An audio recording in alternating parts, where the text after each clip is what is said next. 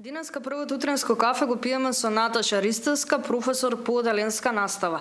Имено Ристевска исто така го има основано едукативниот центар Пеперутка, кој што се наоѓа во Кисела вода пред околу 9 години.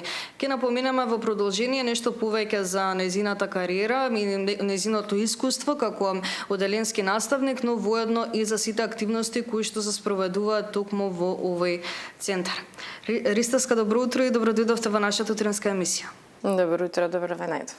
На самиот почеток сакам да слушнеме како ви започнува едно вообичаено утро, дали може би овде во едукативниот центар и кои се оние главни утренски ритуали кои што ги практикувате секојдневно?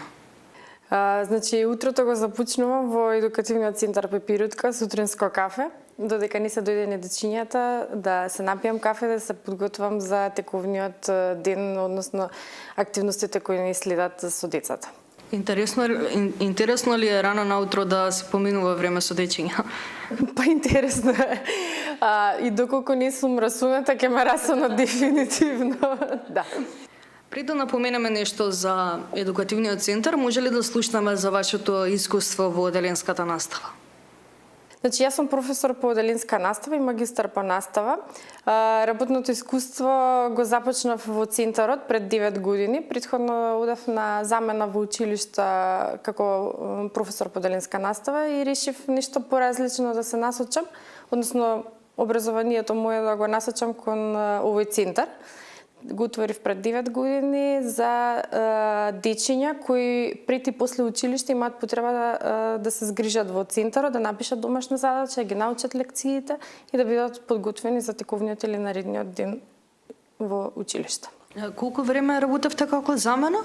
Па тоа беше во некои училишта месец, во некои училишта 2 недели, во зависност како имаше потреба. Како би го дефинирале вашиот пристап кон оделенската настава исто така? Па јас ја сакам професијата уште од предходно, бидејќи имам средно медицина, бев насочена во друга сфера, но си ја сакав професијата, одев во училишта на замена, ги сакам децата и затоа решив да го отворам центарот.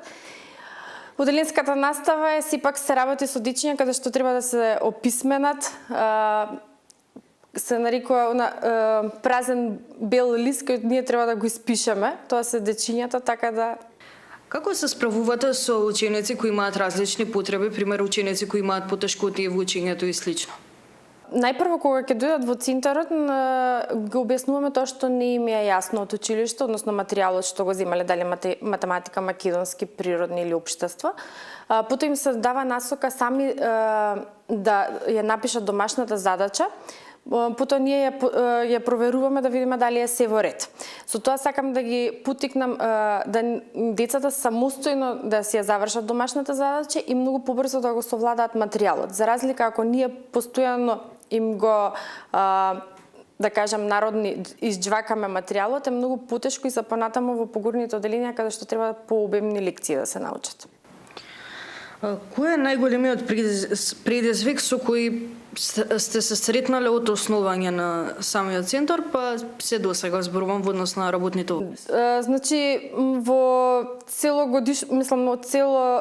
период од кога е основан центарот, имало дечиња кои има премногу интелигентни, кои може да го совладаат апсолутно брзо материјалот, но имаме дечиња на кои им треба подетална помош.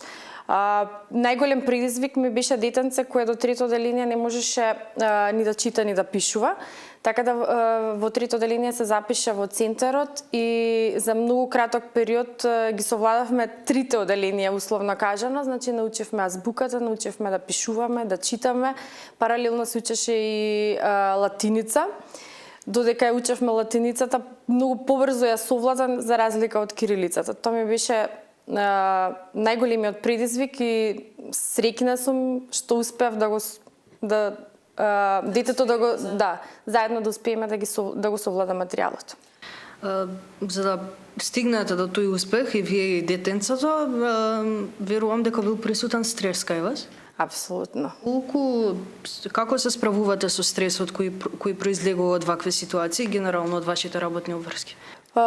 Додека сум со децата, пробувам да не го покажам стресот, тоа подоцна се рефлектира, но самата работа кога ќе видам дека ќе има успех, некако се балансира целата ситуација и успехот си го дава своето. Веќе 9 години постои едукативниот центар Пеперутка, може ли да слушнеме за сите оние активности кои што се спроведуваат во склоп на истиот? За време на учебната година сме насочени кон материјалот што го изучуваат од училиште, за да може да се совлада по сите предмети, освен странските јазици.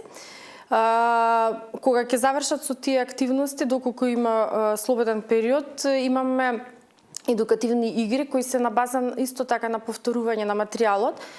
Математика имаме джангл игри, каде што се повторува множење, собирање со коцки, налути се човече, меморија, прераскажување, бидејќи ке многу деца прераскажувањето е многу оскудно, така да гледаме да го повториме на база на прераскажување на приказ, на филм или нешто што се случувало претходниот викенд дома на прошетка.